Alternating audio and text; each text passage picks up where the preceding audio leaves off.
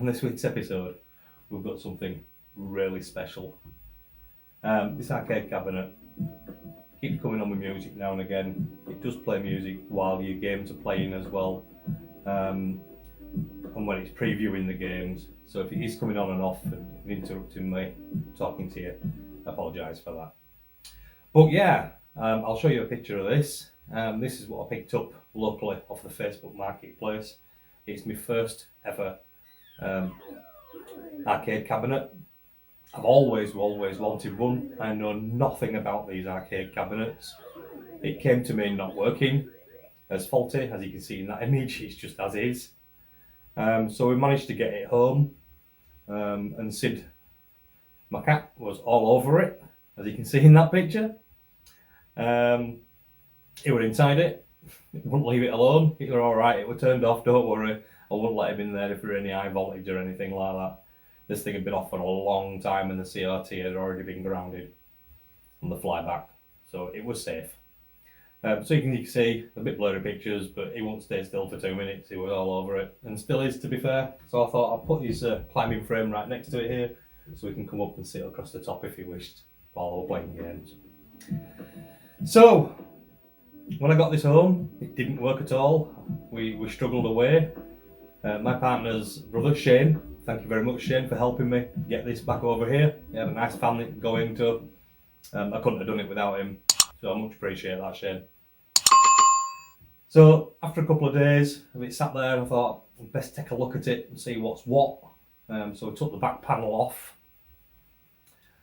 Really easy, it's just a little screw thing, just lock the panel off the back. There is a switch on the back as well which stops you from powering it on when the back's off, so you have to sort of fudge that so it holds the power on so you can see what's going on. So the first thing I did is I thought, well, I'll have a look and check and see if there's any fuses around, and as you can see from that image, there's a fuse there. The one there where you can see where it's missing, it had a blown fuse in there. I think they're only a 2.5 amp, 3 amp, something like that there was. So I nipped up to the Halfords car shop, because a 3 amp fuse is a 3 amp fuse at the end of the day. It doesn't matter if it's 100 volts, 200 volts, 12 volts, it's still a 3 amp fuse. So I popped one in, switched it on, and it popped. So I thought, there's something definitely wrong inside here. I also could see there on that image there that the lower degas earth wire that comes up to the back of the neck board was disconnected from it. It looked like the little spade terminal had pulled through. So that had to be rejoined back onto the board. So but before I did that, I wanted to make sure that the Jamma unit PCB were working itself first. So you can see in that picture there, this is quite an old Jamma card. As you can see, it has a load of dip switches on it. I think there's about 8, as opposed to the modern ones where there's only 4 dip switches. So I didn't know anything about Jamma. I've never worked on Jamma before in my life. And I'd heard about Jamma sort of thing, do you know what I mean? I'd heard about Jamma cabs and this that and other, but what Jamma meant to me didn't mean anything at the time. So I started looking at this board, and I found out that it were a 16-1 Jamma board, which was great, and I wanted to see whether that would work. So what I did from then on is check the power supply, make sure everything was all okay with that power supply. I noted down on the back of the neck board, it has a plate on, you can see in that image, that tells me the model. So it were an MTC 9000. So I got the schematics, I got the model serial numbers, etc. and things like that. I couldn't really find anything for these on the one with the 8 dip switches. Most of them that I was reading up on was for like the 4 dip switches. But I thought, hey, so I looked on the one on the 4 one, which you can see on that image, that it actually had a VGA switch, dip switch. So I flipped that across, and you can see back on that image. Sorry, I'm looking down. I'm looking at pictures as well at the same time. So you can see back on that image in that top right corner there, there's a little blue VGA, and there's also audio out at the side of it. So what I did is I decided that I was going to couple up an LCD PC monitor screen, and lo and behold, when it fired up, As you can see there, that's what I got. We still didn't have sound at the moment because it was just a PC, so I wasn't sure on whether sound was still working, because I had heard in the chats and in the forums that the sound go off on them and things like this, so I wasn't sure on that. But yeah, it were all up and running through the VGA monitor, so that then told me that, right, okay, we've just got the CRT to deal with. I pulled the CRT monitor out. Them pictures there, I was taking that picture there so I can remember where the wires went, the colours of them, etc. I took a photograph of the neck. It's all okay, you didn't really need to disconnect much off back of there. Top of there, where the fuses were, you can see that one wire that comes from the top of the earth of the wire to the degas coil that goes around the screen. So I took a picture of that to make sure, because there were two plugs over there. And then we pulled out the board. And as I was looking around it, I thought, what can I check out? So I thought my first port of call really was the diodes, the rectifying diodes around the power circuit. So I started looking at them, and I found that the diodes were blown. So what caused the diodes to blow were the main thing for me. So I put the multimeter on it, you can see in there, and went across each of the diodes down to the top two diodes from where the angle I was looking at. They were both blown, they were both short to earth. So I thought that was really strange. So I snipped one side, and obviously we only had one earth then when I tested both points. So that told me that the diode was taking that line straight to earth. So we've ordered some of them, and thanks to Lee from Captain Commodore, because some of these things are fairly old, they've got different names and different numbers and stuff like that. So he helped me out with that to get the diodes and a transistor as well. So one of these transistors that were there looked really, really rough. It had a lot of black goo around it, like it had shorted or something. So I wasn't too sure about that. So what I did is I went ahead and ordered the resistors as well, just to test out what the board was going to do first. While I was doing that and I was searching around it on there, I came across this, and that is the main power feed that goes straight into it. It's a big resistor block, and it's got a metal housing that holds that resistor porcelain block. And as you can see there in that video, I've just pulled it down, and that little bit of wire, it was shorted to earth, straight down. So that made me think. I thought, right, okay, so if that's the main power in, and it's shorted it straight down to earth, then it's shot somewhere else and it's blown the diodes. I popped in another fuse back into it and started the board up again. And lo and behold, there were no blown fuses. When I got that wire first, I moved that out of the way, put the fuse back in. It didn't blow the fuse, but we got a smoke from the diodes, hence what led me down the line for looking at the diodes. So fingers crossed, I replaced them, I shortened that wire down, I resoldered them wires so there wasn't as long, so that couldn't happen again. We got all that back together. I found another little capacitor while I was just sat talking on the phone, and I was just touching things, and I thought, oh, that looks a bit loose. So we had a couple of dry joints on a capacitor as well. It was only a small little capacitor, so I soldered them ones in again. And then right at the very end, I noticed this white block, and it just looks like a big capacitor. It's a 1500 volt capacitor, but that's for the degas coil. And as you can see in that picture there, it looks rammed forward and broken at his bottom left side. So sure enough, when I lifted it up in that corner, you could see there were a leg broken. I didn't have a new one at the time. I have got them on order, I haven't replaced it yet. I'll explain why shortly. So what I did is I broke down the side of that block just to expose the leg a little bit more, and I soldered capacitor legs, twisted two together in a row, and sent it right up the side of there and soldered it right back onto it so I could put it back into the board. And then I put some heat shrink around it and a shrunk heat shrink around it, and then I put some more around it and some more around it. I thought it's a little bit close to that big resistor there, and metal framing work. If there's 1,500 volts that go down there, it wants some form of protection. So I thought I'd just better do that for the time being. So that were it. We managed. We managed to replace all that lot. Then the following day, I left that overnight, not for any particular reason, just because it was late on when I was doing it. So I left it overnight. I came down the following morning. I fired it up, and as you can see, I just got these wavy lines across the screen. That's all there was. So twiddled with a few bits and pieces on the back, adjusters, geometry, stuff like that, to see if I could make any difference to it. Again, I didn't know what were what, so I just had to twiddle.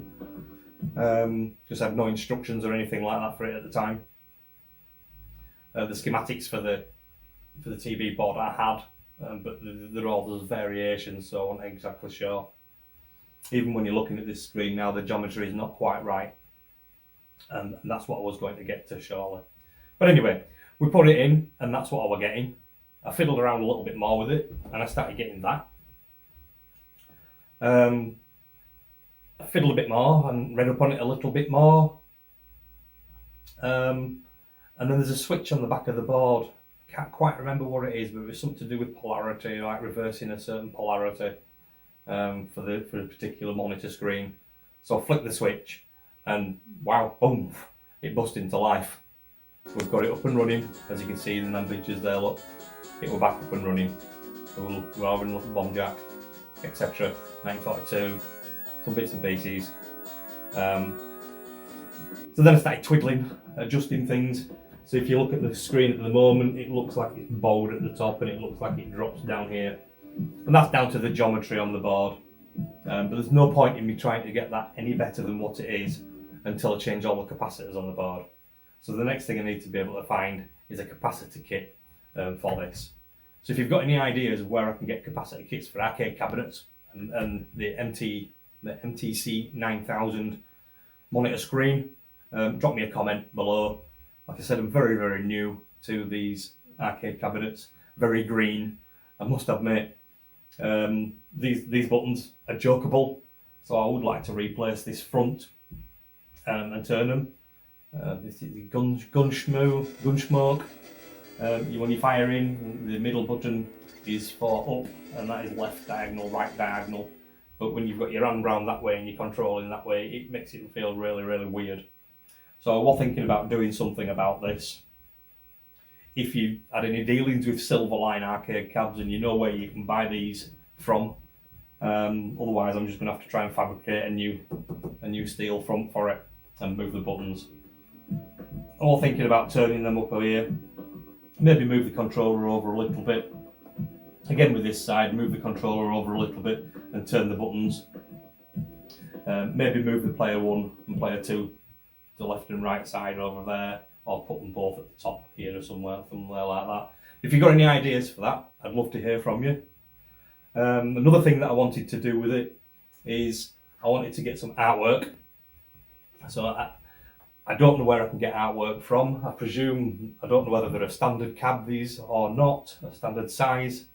So I'm going to have to measure all the side and speak to somebody about getting some artwork for the sides, marquee for the front, and doing something down the bottom. I don't know what to do with it yet. There will be more videos coming for it. There won't be sort of week on. The videos on this cab will come as and when, if you like. So the next video will probably be recapping that board when I finally get around to it, and tidying up the wires in the back of it, because it's like a rat's nest in back of there at the minute. There's wires there for other stuff that don't need to be there anymore, so I need to be able to chop all that out. The sound I still couldn't get to come through the CRT, so I put some PC speakers inside it and powered them and taken it off the jack plug on the Jamma PCB to be able to get the sound out of it. But I'm feeling as though that's down to capacitors or something like that, or it's 12 volt line. I think I read on one forum that it's got to have a 12 volt line in there just for the audio. So I need to check that out again. But as you can see, it's running. It looks quite good. And we've got Zone Arcade Cab as first one. Do I get another one? Do I get another one very similar and have a horizontal one as well as a vertical one? Because this one's a vertical one, as you can see. So you've got all your vertical games like Space Invaders, Dig Dug, things like that. Bomb Jack, stuff like that. But if you started to try and put a vertical one in there, it'd squash it all down. So you'd be wanting to turn the screen. I do believe these screens, you can just take them out the back and spin it around, maybe change the wood bezel, and it can go straight back in. And you could work it that way. But yeah, I'd love to hear from you. I really do want to know what you think I should be doing with this cab. I love the screen. I think this is really nice. I was thinking about putting LCD screen in there, and then I thought, you're taking away its nostalgic feel, its originality with having the CRT screen in there. There's a lot of pluses and minuses of where you can go with these. If you know where I can get key locks for the coin door and the cash drawer at the bottom, let me know. Without looking on eBay and things like that, I don't know where to get these things from at the moment. I have looked in the likes of B&Q and stuff like that, but they don't do stuff like that. It's all for plastic windows. So yeah, if you've got any ideas, I'd love to hear it. I really would love to hear it. Do I do an 8-bit retro refix cabinet? Do I put 8-bit retro refix stuff all over it? Do I do a marquee with 8-bit retro refix across the top? Do I make it a multi-cab, a multi-pictured one, so I've got Donkey Kongs and Dig Dugs and stuff all over the side of it? Do I turn it into a Ghostbusters cab? With just nice big Ghostbusters across top of there, wouldn't it? Look nice. The big ghosts and stuff on the side, that'd look really nice. Do a Goonies one, because Goonies look really good. I've thought about that. You put the Goonies artwork down the side. I can put some things down in the front of it there, you know, the handle key and the thing that it holds up and lines the rocks up. Stuff down there, and put them behind some perspex shielding. I can change the T-moulding and put gold T-moulding on here for the look of the unis. I thought about making a new top on here, and if I could make some coins and little gold coins and things like that, and trinkets and necklaces and stuff like that on the 3D printer. We could submerge it in epoxy resin. So yeah, if you could make it epoxy resin about so deep or something like that, you could put things inside it to, you know, a bit of the map. I thought about putting the Goonies map itself right across for here, and some bits and pieces up in the corner. Of course, we could put something on the back of the glass here to give the artwork as well. So I have put a lot of thought into it, but I just don't know which way to go. So yeah, that's what I would really like to do. And if you've got any suggestions, like I said, I'd love to hear from you. Just want to thank all my subscribers. Thank you very much for subscribing to the channel. It means a lot to me. I love hearing all your comments in the bottom of the video descriptions. I'll answer most of them, to be fair, pretty much all of them. We do have Patreon. If you'd like to join us over at Patreon, if you want to support the channel, you get to see a bit more behind the scenes of things before it comes to the main channel. If you want to join the Facebook group, you're welcome. All the links you will find all in the description. If you're a YouTube retro repairer yourself and you'd like to join a group of YouTube retro repairers, hit me up and just let me know if you fancy joining. We have a bit of a laugh in that group. We throw things about. If we've got problems with something, we help each other out. YouTube retro repairers community group. And of course, we do live streams as well once a month on the last Sunday at 7:30. And where we bring guests on, etc. and stuff like that. So that's it for this week. Thank you for watching, and we'll see you on the next one. Bye!